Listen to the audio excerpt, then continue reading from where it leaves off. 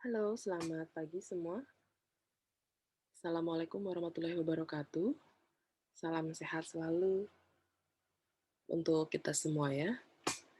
Mmm, Alhamdulillah kita bertemu kembali di pertemuan 12 mata kuliah Statistika Inferensia.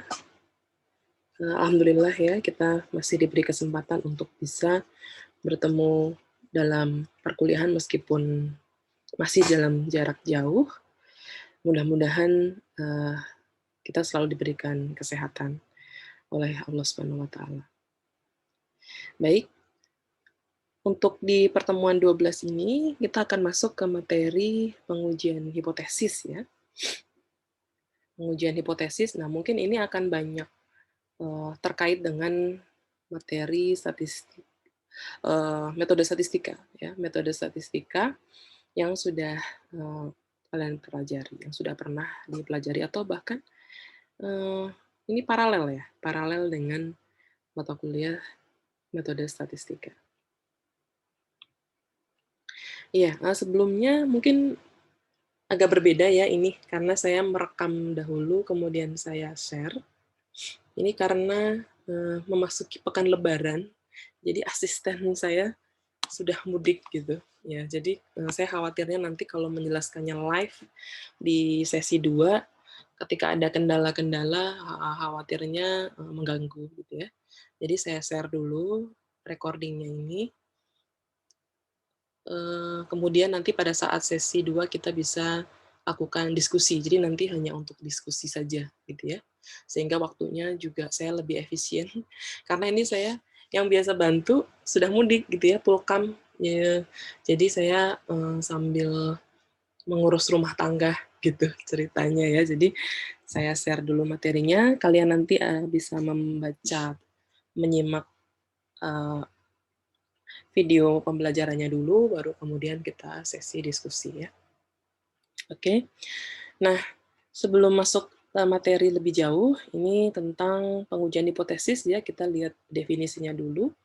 Jadi, sebuah hipotesis statistik merupakan pernyataan tentang distribusi dari suatu perubahan acak X gitu ya. Jadi kalau misalkan X berdistribusi atau memiliki distribusi dengan bentuk PDF-nya seperti ini, maka hipotesis statistik adalah kita menguji apakah benar suatu Poe-Bacard X memiliki distribusi seperti ini, ya, atau menguji pernyataan tentang distribusi dari suatu Poe-Bacard, gitu ya. Nah, jika hipotesis dispesifikasikan dengan lengkap, maka disebut hipotesis sederhana atau simple hipotesis. Tapi jika tidak, maka disebut hipotesis komposit, ya, atau composite hypothesis. Nanti akan kita lihat contoh dari simple maupun komposit. Ya. Kemudian yang kita harus pahami juga bersama, bahwa hipotesis itu selalu ada H0 dan HA, atau H0 dan H1. Ya.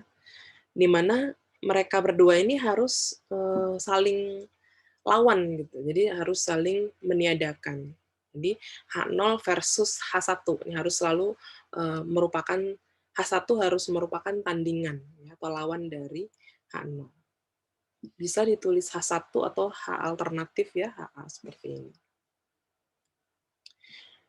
Kemudian dalam pengujian hipotesis, kita juga mengenal yang namanya wilayah kritis atau critical region.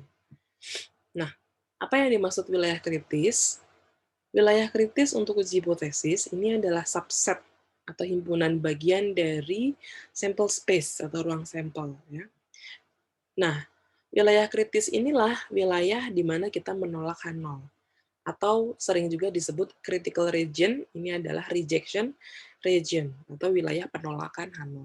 Simbolnya C ya, C. C ini adalah critical region. Nah, sebaliknya, non-rejection region atau wilayah gagal tolak H0, ini adalah sample space dikurangi critical region tadi, ya, S min C. Lalu ini adalah kemungkinan bentuk H0 dan HA yang dapat diuji. Jadi ketika H0-nya sederhana, H1 sederhana, H0 sederhana, H1 atau HA komposit, H0 komposit, HA komposit. Coba sekarang saya buat contoh dulu ya. Jadi yang dimaksud dengan H0 sederhana, itu adalah misalkan kita menguji rata-rata, parameter rata-rata ya, kita uji ya. Jadi H0, ini mu0 sama dengan 5 misalkan. Kemudian H1-nya atau H alternatifnya, kita tetapkan mu0 ini sama dengan 6 misalkan. Nah, ini disebut H0 sederhana, H1 atau HA sederhana. Gitu ya. Simple versus simple. Gitu. Karena parameternya didefinisikan lengkap, ya, yaitu 5 dan 6. Gitu, ya. Nah, lalu kalau kita lihat bentuk hipotesis yang lain, seperti ini misalkan ya, H0, ini mu0 sama dengan 5, lalu H1-nya mu0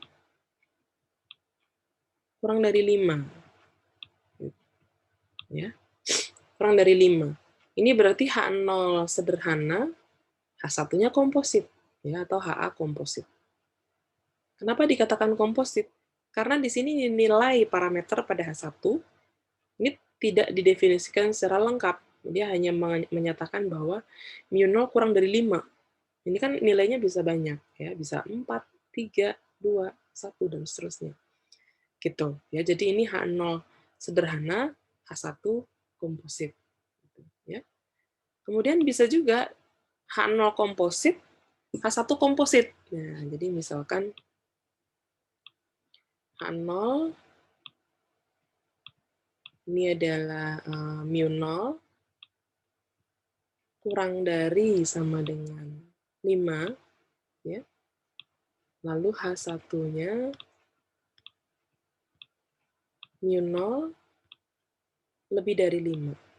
Nah, ini berarti H0 komposit, H1 komposit. Ya. Nah, kalau kalian lihat, ini bentuk H1 kurang dari atau lebih dari, ini disebut komposit satu sisi atau satu arah. Ya. Either kurang dari, or lebih dari. Ya. Nah, kita kan pernah ketemu juga ya di MathStat ya, hipotesis yang dua arah atau dua sisi. Misalkan ini H0-nya adalah mu0 sama dengan 5, kemudian H1-nya ini mu0 tidak sama dengan 5. Seperti ini. Ya. Nah, bentuk H1 yang seperti ini, mu0 tidak sama dengan 5, ini berarti komposit, tapi dua sisi atau dua arah. Ya. Komposit dua sisi. Gitu. Jadi kalian bisa membedakan ya. Untuk yang komposit, ini dibagi dua, ada komposit satu sisi, kurang dari atau lebih dari, dan komposit dua sisi. Gitu, ya. Kenapa kita mengidentifikasi seperti itu? Karena untuk H1 sederhana, kemudian H1 komposit satu sisi, H1 komposit dua sisi, ini nanti akan berakibat pada cara memperoleh wilayah kritis terbaiknya beda-beda. Nah, nanti akan kita bahas lebih lanjut. Pada saat kita belajar nanti ada most powerful test ya atau MP test, kemudian uniformly most powerful test atau UMP test ya, dan yang terakhir generalized likelihood ratio test atau GLR test. Ya. Untuk bentuk H1 yang beda-beda nanti cara mencari wilayah kritisnya juga beda-beda. Ya. Menentukan wilayah kritisnya beda-beda. Oke, nah kemudian ini juga ya mengingatkan kembali tentang jenis kesalahan dalam uji hipotesis. Jadi ada dua, ya, kesalahan tipe 1 dan kesalahan tipe 2. Kesalahan tipe 1 ini ketika kita menolak H0 padahal H0 benar. Kemudian kesalahan tipe 2, kita gagal menolak H0 padahal H0 salah. Ya. Nah, peluang kita melakukan kesalahan tipe 1 ini sebesar alfa. Dan peluang kita melakukan kesalahan tipe 2 ini sebesar beta. Gitu ya. Jadi nilai alfa dan beta ini merupakan nilai peluang. Nilai peluang. Sehingga nanti kalau kalian ada yang bertanya kepada kalian gitu ya, apa itu alfa? Kalau kalian jawab alfa adalah kita menolak H0 padahal H0 benar, itu jawabannya salah. Tidak seperti itu menjawabnya. Ingat bahwa alfa dan beta ini nilai peluang. Jadi ketika ditanya, apa itu alfa? Alfa adalah peluang ketika kita melakukan kesalahan tipe 1 dalam uji hipotesis, yaitu ketika kita menolak H0 padahal H0 benar. Gitu jawabnya. Ya, jadi harus disebut bahwa alfa dan beta ini merupakan peluang. Ya. Oleh karena itu, nilai alfa dan beta itu antara 0 sampai 1. Gitu, ya. Nilainya 0 sampai 1 karena dia merupakan nilai peluang. Dan alfa dan beta ini saling terkait. Ya, dia saling terkait. Kalau alfanya semakin besar, betanya mengecil. Alfanya semakin kecil, betanya semakin besar. Gitu ya. Nanti akan kita lihat dalam sebuah ilustrasi ya. Nah, ini ada notes ya di sini, ada catatan. Ketika kita gagal menolak H0 yang salah, ini tidak sama dengan kita menerima H0 yang salah. Jadi hati-hati ya, kalau kita gagal menolak H0 yang salah, ini tidak sama dengan kita menerima H0 yang salah. Kemudian gagal memperoleh cukup bukti untuk menolak H0, ini tidak sama dengan memiliki bukti kuat untuk mendukung H0. Jadi harus hati-hati ya. Jadi kalau kalian melakukan uji hipotesis, kemudian keputusannya adalah gagal tolak H0, itu bukan berarti H0 benar. Bukan, tapi belum cukup bukti untuk menolak H0. Gitu, ya. Karena tujuan kita adalah untuk menolak H0. Jadi kalau gagal tolak H0, maka kesimpulannya adalah belum cukup bukti untuk menolak H0. Nah, kemudian mungkin kalian sudah sering ketemu dengan istilah signifikan, level of significancy, ya, atau tingkat signifikansi. Umumnya yang dipakai untuk tingkat signifikansi adalah sebesar alfa. Ya. Alfa ini disebut sebagai significance level of the test. Untuk H0 simple, H0 yang sederhana, alfa ini disebut sebagai significance level of the test. Nah, ini agak berbeda dengan yang komposit ya. Untuk H0 yang komposit, size of the test atau size of the critical region ini adalah peluang maksimum menolak H0 ketika H0 benar. Jadi, size of the test untuk H0 yang komposit ini adalah dicari peluang maksimum menolak H0. Ya, agak beda dengan yang H0 simple. Ya. Kalau pada simple H0, significance level ini sama dengan size of the test. Sama, ya, karena nilai parameter pada H0-nya tunggal. Ya, sehingga peluang maksimumnya peluang dia sendiri. Ya, artinya size of the test-nya ya sama dengan alpha, yaitu significance level. Gitu, ya. Tapi kalau H0-nya komposit, maka mencari size of the test ini harus dengan mencari peluang maksimum menolak H0 ketika H0 benar. Nah, seringnya digunakan p-value. Ya. P-value digunakan untuk pengambilan keputusan dari uji hipotesis. Ya. Apa yang dimaksud dengan p-value? P-value adalah nilai alfa terkecil sampai titik sampel membawa pada keputusan menolak H0. Jadi p-value ini erat kaitannya dengan alfa. Sebenarnya p-value ini adalah nilai alfa ya, tapi alfa terkecil. Nilai alfa terkecil sampai sampel yang kita punya itu membawa kepada keputusan tolak Hanol. Ya. Sehingga berlaku ini, ketika nilai p-value kurang dari alfa, maka keputusannya adalah tolak Hanol. Gitu ya. Nah, tapi kalau p-value lebih besar sama dengan alfa, maka keputusan dari uji hipotesis adalah gagal tolak Hanol. Ya, jadi kenapa Bu kok p-value-nya harus kurang dari alfa dia agar tolak Hanol? Ya, karena kan tadi ya, alfa itu adalah peluang kita menolak Hanol, adalah Hanol benar. Ya. Dan p-value ini nilai alfa terkecil, jadi nilainya nggak boleh lebih dari alfa untuk bisa menolak Hanol. Gitu, ya. Nah, ini contoh. Coba kita lihat.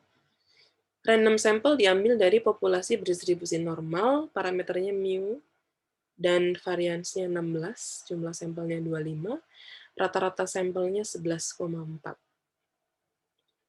Uji hipotesisnya adalah rata-rata satu populasi, H0-nya mu sama dengan 10, H1-nya mu lebih dari 10. Hitung p-value. Mungkin kalian bisa sambil ingat-ingat juga ya, di MESTAT juga sudah pernah dipelajari. Jadi untuk menghitung p-value sama seperti menghitung alfa. Kita hitung peluang tolak H0, padahal H0 benar. Jadi di sini saya tulis seperti ini, peluang tolak H0, padahal H0 benar. Ya, atau given H0 benar. Nah, ini sama dengan alfa ya, sama dengan alfa. Oke, kita masukkan ke sini. Peluang tolak H0, nah ini X bar-nya. Kalau dihipotesiskan mu lebih dari 10, maka peluang tolak H0-nya adalah X bar lebih besar dari 11,4. Gitu ya. Agar dia tolak H0. Ya. Dengan syarat H0 benar, berarti dengan syarat mu sama dengan 10. Gitu ya. Nah, ini sama dengan alfa. Mencari peluang X bar lebih dari 11,4 given mu sama dengan 10. Jadi kita bisa bawa ke atau modifikasi ke normal baku ya, agar mudah mencari nilai peluangnya. X bar min mu-nya 10 ya, X bar min mu per sigma per akar n. Berarti 4/5.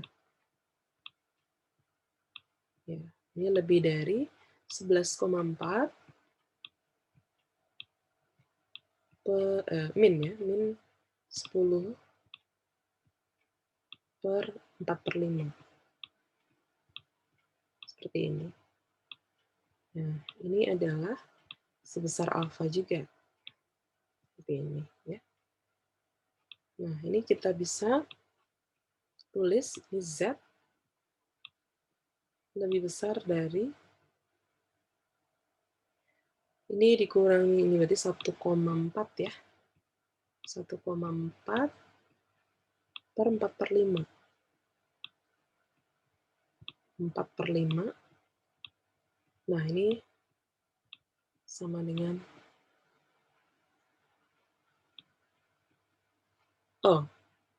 sorry. Ini bukan sama dengan alfa, tapi justru ini yang mau kita cari ya. Ini belum tahu nih. Jadi ini harusnya gini. Titik. Nah, kita hitung p-value-nya. Nah, gitu. Ini saya coret ya. Jadi justru ini mau kita cari berapa peluangnya. Karena kita mau menghitung p-value. Nah, nanti ini bisa dicek ya. Di tabel, peluang Z lebih dari ini. Nah, ini adalah p-value-nya nih. Gitu. Kalau nggak salah ketemunya nanti 0,4 deh. Coba nanti dicek. Ini hasilnya 0,4 ya. Nah, karena p-value-nya ini misalkan kita bandingkan dengan alfanya 0,5, Jadi kalau kita ambil alfanya misalkan 0,5 gitu ya. Misal gitu ya. 0,4 apa 0,04 ya, nanti coba dicek ya. Nah, maka keputusannya adalah ini ketika p-value kurang dari alfa, maka nanti keputusannya adalah tolak Hanol. Gitu. Nanti silakan di cross check ya nilai p-value-nya. Peluang Z lebih dari 1,4 per 4/5. Nah, ini contoh menghitung p-value. Kemudian kita juga menggunakan rumus penentuan ukuran sampel ya, atau N kecil. Ini berbeda-beda tergantung hipotesisnya. Jadi kalau hipotesis, kalau misalkan H1-nya parameter yang dihipotesiskan adalah mu, lebih dari atau kurang dari, ini berarti komposit satu sisi, maka ini rumus mencari jumlah sampel. Kemudian kalau H1-nya komposit dua sisi, maka ini ya rumus untuk mencari jumlah sampel.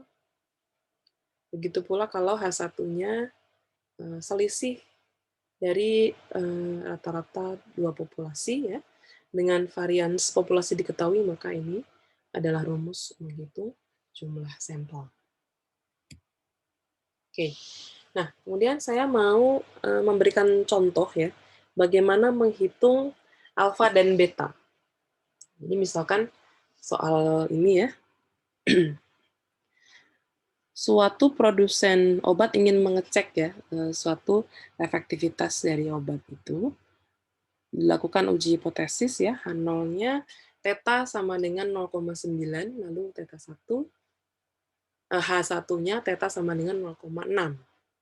Statistik ujinya adalah X, di mana X adalah jumlah pasien yang berhasil sembuh dari sampel acak sebanyak 20. Akan dibuat keputusan berdasarkan nilai observasi dari statistik ujinya, yaitu H0 akan diterima jika X lebih besar sama dengan 15, selain itu H0 ditolak. Berarti kalau tolak H0, ini berarti X kurang dari 15, ya, atau X kurang dari sama dengan 14 untuk H0 ditolak. Pertanyaannya adalah tentukan alfa dan beta. Jawabnya, kita tulis dulu hipotesisnya ya, H0-nya theta sama dengan 0,9, H1 theta sama dengan 0,6, lalu statistik ujinya adalah X. X ini jumlah pasien sembuh dari 20 pasien yang diobservasi dan diberikan obat jenis baru. Maka di sini kita bisa tulis X berdistribusi binomial, ya, N-nya 20, peluang untuk sembuhnya sebesar theta. Ini sampel space-nya, R adalah himpunan dengan elemennya 0 sampai 20 ya. Ini berarti nilai-nilai X ya, X kecil sama dengan 0, ini berarti tidak ada pasien yang sembuh ya. Lalu X kecil sama dengan 1 berarti ada 1 pasien sembuh dan seterusnya. Tadi diinformasikan juga dalam soal ya, daerah kritis atau daerah penolakan H0, yaitu C di mana X yaitu di mana ketika X-nya kurang dari 15 ya, atau X kurang dari sama dengan 14. Ini adalah wilayah penolakan H0. Berarti untuk wilayah penerimaan, ini berarti komplemennya ya, C komplemen. Ini adalah himpunan yang mana anggotanya adalah 15, 16, sampai 20. Oke? Ya, jadi dari sini kita bisa menghitung alfa dan beta. Ya. Kita hitung alfa dulu. Alfa adalah peluang tolak H0 padahal H0 benar. Berarti peluang X berada pada wilayah kritis dengan kondisi atau given H0 benar, yaitu theta sama dengan 0,9. Kita bisa tulis seperti ini.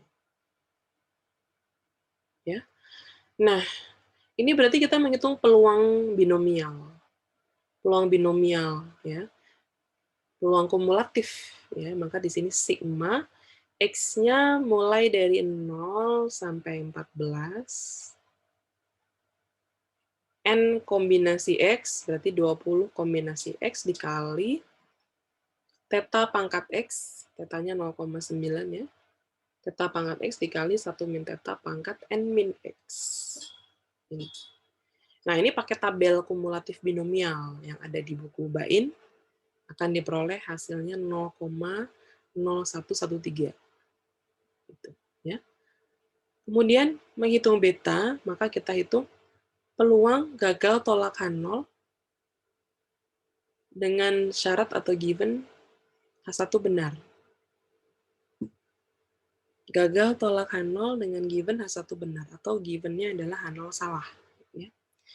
Maka di sini peluang X lebih besar sama dengan 15, ya, ini peluang gagal tolak H0 ketika H1 benar, atau theta sama dengan 0,6.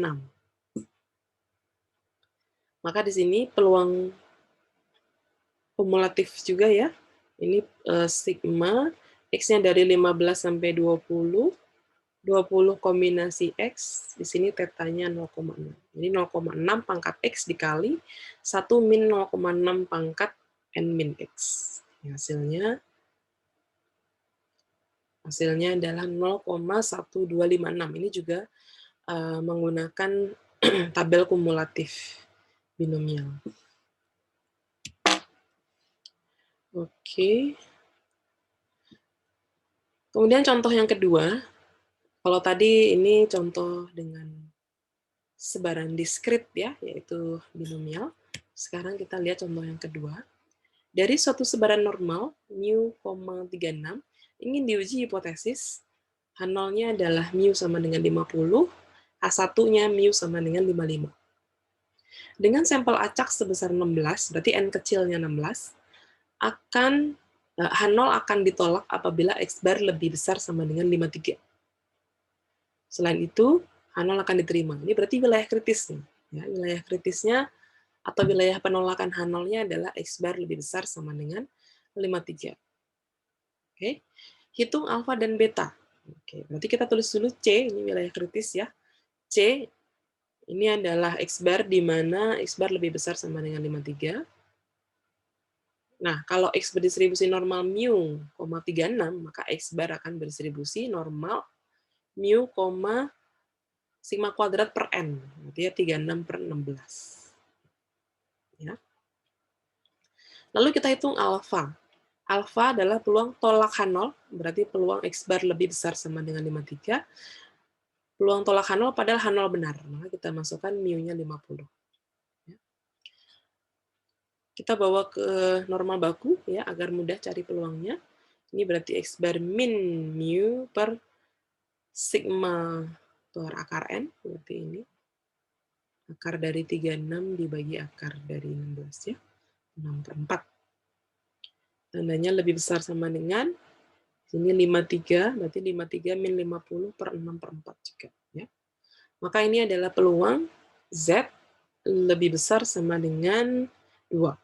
Nah, ini kalau dilihat di tabel normal baku, hasilnya 0,0228. Alfanya. Ya. Lalu beta.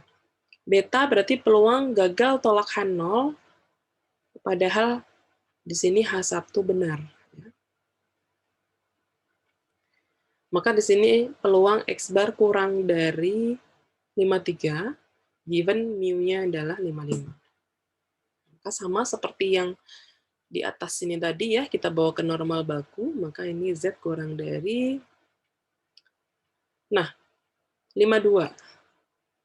Ini kalau, ini harusnya 53 ya. 53. 53. Tapi sebentar. Ini tadi pakai sama dengan ya. Ini tapi sebenarnya kalau oke, ini ada sama dengan ini berarti X bar kurang dari 53. Ya, ini boleh 52, boleh 53 ini. Boleh ya, atau 52, 52, 52 setengah juga bisa ya. Ini karena kasus kontinu ya, jadi nggak eksak. Kalau diskrit eksak ya, harus 52. Tapi karena kontinu, maka ini bisa saja 53. Karena dia kontinu ya, jadi tanda kurang dari atau lebih darinya nggak masalah. Ya. Ini hasilnya kalau dilihat dari tabel dengan menggunakan ininya 52.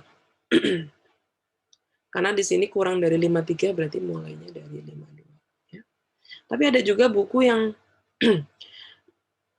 tidak memperhitungkan sama dengan, jadi di sini 53 gitu. Hasilnya nggak akan jauh beda.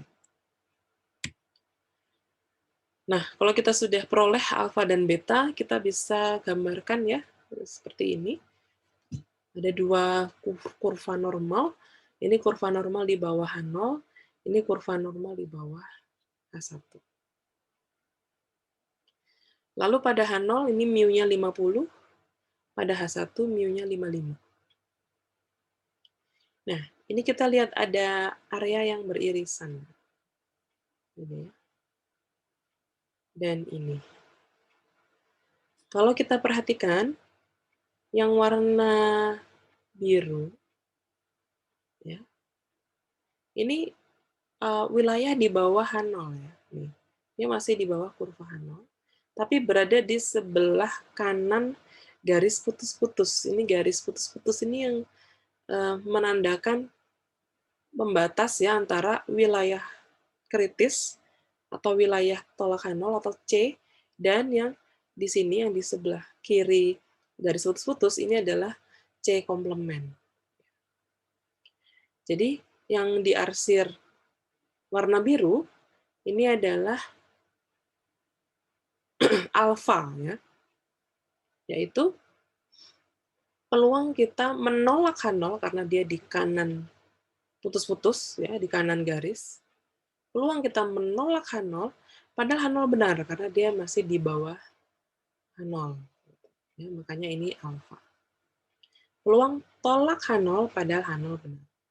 Sedangkan yang berwarna merah ini adalah beta ya. Peluang gagal tolak H0 karena dia di sebelah kiri garis putus-putus ya. Peluang gagal tolak H0 padahal H1 benar. Dia di bawah kurva H1. Nah, jadi ini ilustrasi alfa dan beta atau tipe 1 dan tipe 2 error ya. Ini ada garis putus-putus, ini adalah penanda atau batas wilayah kritis ya. Titik di sini, ini X bar yang di sini, ini kan pasti ada X bar ya di sini ya. X bar di sini, ini menunjukkan titik kritis. Titik kritis. Ya. Oke, ini ilustrasi alfa dan beta ya. Nah, tadi sempat saya singgung alfa dan beta itu bisa digeser-geser ya. Bisa digeser-geser. Kalau kondisi awalnya seperti ini ya, ini hampir sama seperti tadi kurvanya, alfa, ini beta. Kalau titik kritisnya ini kita geser ke sana, garisnya ini berpindah akhirnya ke sini ya, maka alfa semakin kecil, tapi beta akan semakin besar. Gitu, ya. Sebaliknya ini kalau garisnya kita geser ke kiri, maka betanya mengecil tapi alfanya yang membesar. Gitu, ya. Nah, sehingga kadang kita bingung gimana ya menentukan wilayah kritis yang terbaik, gitu ya. Apakah di sini, apakah di sini, atau justru digeser ke sana nih wilayah kritisnya. Gitu. Nah, ingat tujuan kita adalah mencari kuasa uji terbaik, ya. 1 min beta terbesar, 1 min beta optimum. Ketika 1 min betanya kita inginkan yang terbesar, berarti kan kita berharap betanya yang kecil. Beta kecil, alfanya besar. Padahal kita juga nggak bisa mentolerir alfa yang besar, gitu ya. Nah, maka seringnya yang kita lakukan adalah kita menetapkan dulu alfanya. Ya, jadi ini. Kita mengontrol atau menetapkan dulu alfa, lalu kita dapatkan daerah kritis yang menghasilkan beta terkecil atau satu min beta terbesar. Gitu, ya. Itu yang sering kita lakukan, ya kan? Yang kita lakukan sekarang kan gitu ya. Dalam prakteknya alfa ditentukan dulu oleh peneliti, ya. Setelah alfa ditentukan, maka kita akan peroleh wilayah kritis dengan beta terkecil atau satu min beta terbesar. Nah, satu min beta ini yang sering disebut sebagai kuasa uji, ya, atau power of the test. Ini, ya. Ini ada tabel seperti ini mungkin sering kalian jumpai, ya. Kalau kita keputusannya tolak H0 padahal H0 benar, maka ini sebesar alfa peluangnya. Kemudian kita gagal tolak H0 padahal H0 salah, ini sebesar beta. Kemudian yang kita harapkan adalah ini, ya, ketika kita tolak H0 karena memang H0 salah. Nah, 1 min beta. Ini yang disebut power of the test, ya, kuasa uji. Ya, kita berharap 1 min betanya ini besar. Gitu ya. Nah, bagaimana kita memperoleh kuasa uji? Nah, di sini kita kenalan dulu dengan yang namanya fungsi uji atau test function. Simbolnya begini ya. Fungsi uji ini nilainya 1 untuk random sampel yang berada pada wilayah tolak H0. Kemudian nilainya 0 untuk random sampel berada pada wilayah gagal tolak H0. Ini fungsi uji yang ideal, ya, nilainya 1 ketika random sampel berada pada wilayah tolak H0, dan nilainya 0 ketika random sampel berada pada wilayah gagal tolak H0. Kalau kita aplikasikan mencari fungsi uji atau fungsi kuasa, ya, power function, untuk hipotesis yang simple seperti ini, H0-nya simple, H1 simple, maka mencari pi theta 0 atau fungsi kuasa untuk theta 0, ini adalah peluang menolak H0 ketika nilai true parameter adalah theta 0. Ini kalau pi theta, ini adalah peluang menolak H0 ketika nilai true parameter adalah theta. Jadi kalau kita hitung pi theta 0, maka ini peluang menolak H0 ketika true parameter adalah theta 0. Atau sebenarnya ini adalah alfa, ya, peluang tolak H0 padahal H0 benar. Jadi pi theta 0 atau fungsi kuasa dari theta 0 ini sama dengan alfa. Kemudian kalau kita mau mencari fungsi kuasa atau power function dari theta 1, berarti peluang menolak H0 dengan kondisi true parameternya adalah theta 1. Dengan kata lain, pi theta 1 ini adalah 1 min beta. Ya, ketika kita menolak H0 ketika H1 benar. Yaitu 1 min beta tadi. Ya, ini. Ketika kita menolak H0 karena memang H0 salah atau H1 benar. Gitu. Ya, ini 1 min beta. Jadi, kuasa uji atau power of the test ini adalah ketika kita menolak, adalah peluang menolak H0 ketika H1 benar. Kuasa uji. Dan itu yang diharapkan, ya. Kuasa uji atau 1 min beta inilah yang menjadi tolok ukur apakah kita melakukan uji hipotesis dengan baik. Kalau 1 min betanya besar, berarti kuasa ujinya besar, berarti baik ya uji hipotesisnya. Nah, ini kalau hipotesisnya simple versus simple. Jika hipotesisnya merupakan hipotesis komposit, maka fungsi kuasa uji atau power function of the test ini diberikan sebagai berikut. Jadi ini k theta, di beberapa literatur ditulisnya pi theta ya, jadi pi theta atau k theta itu sama aja. Ini kalau komposit, Kθ ini nilainya ada 2. Nilainya sebesar alfa theta ini untuk nilai theta yang berada dalam H0. Kemudian nilainya sebesar 1 min beta theta, ini untuk nilai theta yang berada dalam H1.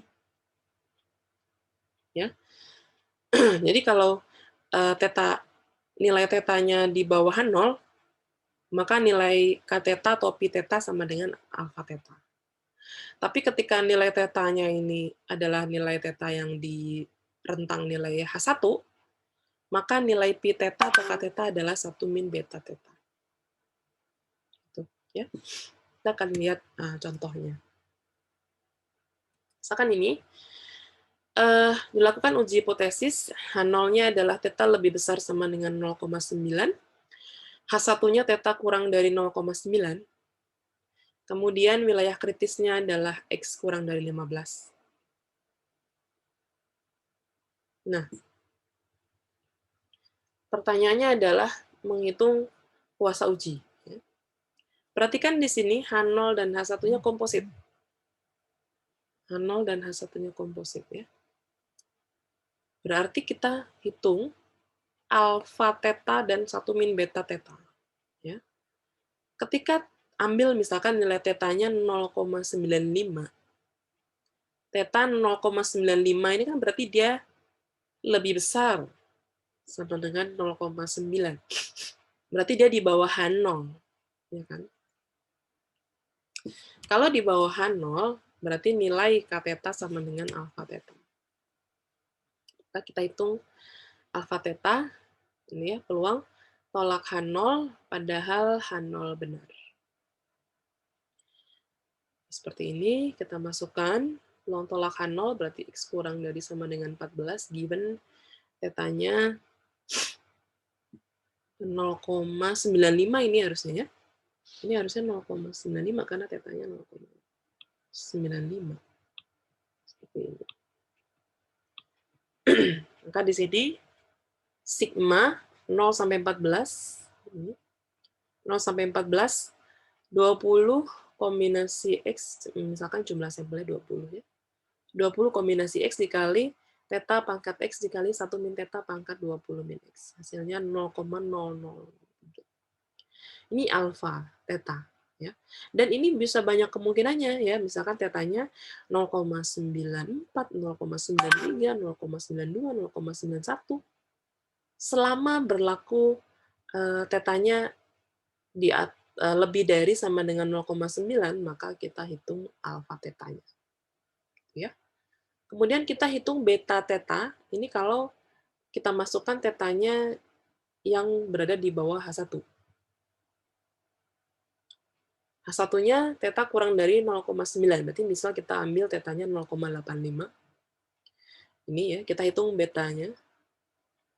Peluang gagal tolak H0 dengan kondisi H1 benar, maka di sini peluang X lebih besar sama dengan 15, given tetanya 0,85. Caranya sama dengan tabel kumulatif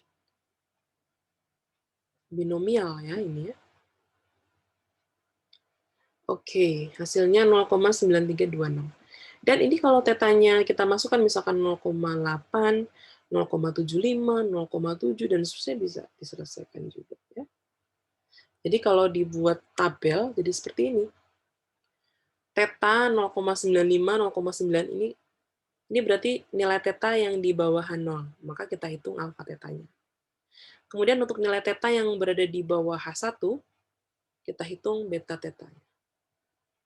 Dari sini kita bisa hitung Kθ atau pi theta. Ini bisa juga ditulis pi theta ya, kuasa uji. Kθ atau pi theta sama. Nah, Kθ untuk theta yang berada pada H0 tadi adalah alfa theta, jadi ini tinggal dipindahkan ke sini. Kemudian Kθ untuk untuk theta yang berada di bawah H1 ini berarti 1 min beta theta. Ini ya. 1 min beta theta. Berarti di sini 1 dikurang 0,9326. Dan seterusnya. Ya. Ini adalah pi theta masing-masing untuk setiap theta. Kalau kita gambar seperti ini, ya. Sumbu horizontal ini adalah theta, sumbu vertikal adalah k theta atau pi theta. Jadi fungsi kuasa uji itu seperti ini nih kalau digambar. Seperti huruf apa ya? S ya. Set, set, set gitu. Ya. Ini fungsi kuasa uji. Kalau digambar seperti ini. Nah, ini tadi yang kita kerjakan ini baru satu wilayah kritis, ya, yaitu C. Padahal tadi wilayah kritis bisa digeser-geser. Ya. Wilayah kritis bisa digeser-geser atau titik kritisnya bisa digeser-geser. Ya, sehingga kita sebenarnya kalau misalkan ini diganti ada C1, ada C2 dengan wilayah kritis yang berbeda, maka kita akan bisa memperoleh banyak fungsi kuasa uji. Ya, misalkan seperti ini. Ini yang kita hitung tadi ya, yang biru. Kemudian ini adalah wilayah kritis yang lain, misalkan X, misalkan X kurang dari 16, misalkan gitu ya. Nah, ini yang warna hijau. Nah, dari sini kita bisa menentukan mana wilayah kritis terbaik, gitu ya. Mana wilayah kritis terbaik? Maka wilayah kritis terbaik adalah yang makin dekat dengan garis merah putus-putus ini. Apa sih, Bu, garis putus-putus merah? Ini adalah fungsi kuasa uji ideal. Fungsi kuasa uji ideal. Jadi, nilai dari fungsi kuasa uji ideal ini nilai pi tetanya 1, ya. Nilai pi tetanya 1 untuk nilai teta yang berada pada H1. Ya, ini tadi kan teta ya. Sumbu horizontal teta, sumbu vertikalnya adalah pi teta. Ya. Jadi untuk nilai teta yang berada pada H1, maka nilai pi tetanya 1. Kemudian untuk teta yang berada pada H0, tadi di sini ada 0,9 ya. Nah, ini untuk teta yang berada pada H0, maka nilai pi tetanya 0. Ini 0 semua untuk teta yang lebih besar dari 0,9 itu semua nilai pi tetanya 0. Jadi kalau digambar seperti ini. Garis putus-putus seperti ini. Ya. Nah, fungsi kuasa uji yang mendekati, yang paling mendekati fungsi kuasa uji ideal, itulah yang most powerful. Ya. Most powerful test atau wilayah kritis yang terbaik. C yang terbaik. Ya. C yang terbaik atau wilayah kritis yang terbaik adalah wilayah kritis yang fungsi kuasa ujinya paling dekat dengan fungsi kuasa uji ideal. Gitu. Ya. Oke. Nah, ini ya. Fungsi kuasa uji. Jika suatu daerah kritis tertentu dengan ukuran alfa lebih di atas daripada daerah kritis lainnya yang juga berukuran alfa, maka dikatakan dia lebih powerful. Gitu ya. Atau disebut uniformly most powerful test atau UMP test. Jadi yang warna hijau tadi nih. Ini berarti yang uniformly most powerful test ya. Oke. Nah, yang tadi kita lakukan ini adalah dengan metode grafis ya. Kita menghitung satu persatu parameter, kita gambar gitu ya. Kemudian diperoleh, oh ternyata ini loh wilayah kritis yang paling powerful, gitu, yang most powerful. Tapi coba kita bayangkan, ini effort-nya luar biasa ya. Tadi kita gambar yang biru aja bikin tabelnya kayak gini. Ya. Bikin yang warna hijau, ya pasti tabelnya kayak gini juga. Jadi effort-nya luar biasa. Maka ada satu metode ya untuk mendapatkan MP test ya, most powerful test, yaitu dengan Neyman-Pearson lemma. Neyman-Pearson lemma. Ya. Nanti akan kita bahas setelah ini, Neyman-Pearson lemma. Kemudian juga terkadang kita harus membandingkan juga ya kurva kuasa uji dari suatu daerah kritis tertentu dengan jumlah sampel yang bervariasi. Terkadang ya. Kalau tadi ini kan kita sampelnya sama, yaitu 20, hanya saja C-nya yang berbeda ya, atau wilayah kritisnya yang beda-beda. Oke.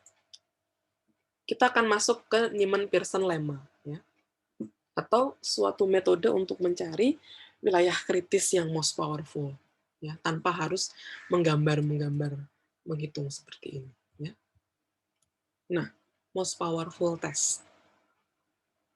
Kita mulai dari yang simple versus simple ya. Jadi di sini H0-nya theta sama dengan theta 0 versus H1 theta sama dengan theta 1. Ini berarti kan simple versus simple. Uji hipotesis ini memiliki C bintang. C bintang ini adalah most powerful critical region. Ya, most powerful critical region wilayah atau wilayah kritis yang paling powerful ya, atau disebut juga best critical region atau BCR. BCR atau istilah lainnya MPCR. MPCR itu most powerful critical region. Gitu, ya. Nah, kalau C bintang ini merupakan MPCR, maka kuasa uji fungsi kuasa dari C bintang untuk theta 0 ini sama dengan alfa ya. Kemudian fungsi kuasa untuk theta 1 dari C bintang ini ya, atau 1 min beta ya, ini 1 min beta dari C bintang ini pasti selalu lebih besar sama dengan 1 min beta dari C yang lain, atau dari wilayah kritis yang lain gitu ya. Nah, cara memperolehnya C bintang ini dengan teorema Neyman-Pearson atau Neyman-Pearson lemma. Caranya bagaimana? Caranya random sample kita cari dulu likelihood-nya ya, atau join PDF dari random sample. Kemudian kita hitung lambda. Lambda ini merupakan fungsi dari random sample dan dua buah parameter, yaitu theta 0 dan theta 1. Nah, bagaimana Bu memperoleh lambda? Jadi tadi kita sudah hitung likelihood ya, likelihood dari random sample dengan parameter theta. Kita tulis di sini, ini likelihood dari random sample, tetanya kita ganti dengan theta 0, ya, kemudian dibagi likelihood dari random sample, tapi tetanya kita ganti dengan theta 1. Atau ini sering ditulisnya L0 per L1. Ya, gitu. L0 itu berarti likelihood dengan kondisi parameternya adalah parameter pada H0, kemudian L1 ini likelihood dari random sample dengan kondisi parameternya adalah parameter pada H1. Ya. Nih. Theta 1 sedangkan di H0-nya kan theta 0 ya. Seperti ini. L0 per L1. Dan ini harus nilainya kurang dari sama dengan K. Ya. K ini adalah sebuah konstanta yang nilainya 0 sampai 1 ya, konstanta positif 0 sampai 1. Oke, sorry, bukan 0 sampai 1 ya, konstanta aja, konstanta positif. Nah, kemudian C bintang ini adalah atau wilayah kritis terbaiknya ini adalah random sample di mana lambda kurang dari sama dengan K. Ya. Kemudian kita karena tadi ini wilayah kritis atau wilayah tolak H0, maka kita bisa hitung peluang random sample merupakan elemen dari C bintang dengan syarat theta 0 atau peluang tolak H0 ketika H0 benar. Ini peluang tolak H0 ketika H0 benar sama dengan alfa. Nanti dari sini kita akan peroleh most powerful critical region ya dengan ukuran alfa. Most powerful critical region dengan ukuran alfa. Gitu ya. Teorema Neyman-Pearson seperti ini. Jadi membandingkan dua buah likelihood ya, L0 dan L1 untuk memperoleh MPCR, Most Powerful Critical Region. Ini akan dibahas lebih detail di pertemuan minggu depan ya, termasuk contoh soalnya ya, dan uniformly most powerful critical region akan dibahas minggu depan. Oke.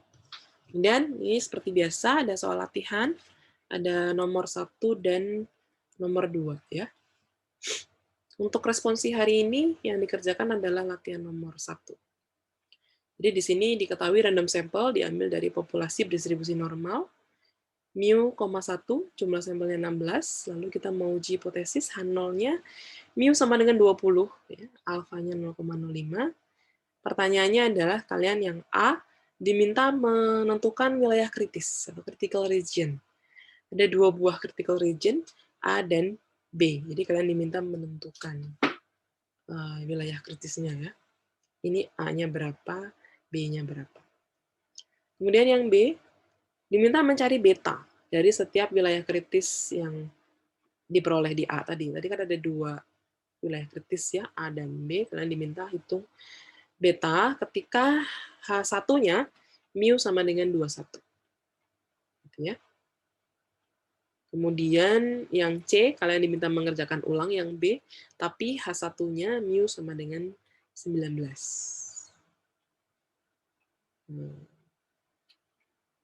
Berarti kalau menghitung beta kan gampang ya. Peluang gagal tolak H0 ketika H1 benar. Peluang gagal tolak H0 ketika H1 benar. Ya berarti kalau ini peluang tolak H0 ya berarti sebaliknya nanti. Ya kan? Ambil kondisi C komplement, ya, kemudian masukkan mu-nya 21. Lalu hitung peluangnya. Gitu. Oke. Oke. Mungkin itu ya. Kemudian yang nomor 2, yang nomor 2 ini random sample berukuran 20, diambil dari populasi berdistribusi normal, X bar 11, lalu X kuadrat 116. Yang A, kalian, ini diasumsikan varians populasi diketahui, yaitu 4, lalu diminta menguji hipotesis ya, H0-nya mu lebih besar sama dengan 12, H1 mu kurang dari 12. Kalian suruh menguji apakah tolak H0 atau gagal tolak H0, ditentukan alfanya 1%. Kemudian yang B, menghitung beta ketika mu-nya 10,5. Kemudian yang C, menghitung jumlah sampel. Ketika 1 min beta sama dengan 0,9, kemudian mu pada H1 adalah 10,5. Jadi silakan dicoba dikerjakan ya. Untuk responsi hari ini nomor 1. Oke, mungkin itu materi kita hari ini ya. Terima kasih atas perhatiannya. Silakan disimak, nanti akan saya beri waktu untuk mempelajari dulu ya. Baru kemudian kita adakan Zoom untuk diskusi dari materi yang sudah disampaikan. Nanti kalau ada pertanyaan, bisa langsung ditanyakan saat Zoom diskusi ya. Sekian, terima kasih. Selamat pagi. Assalamualaikum warahmatullahi wabarakatuh.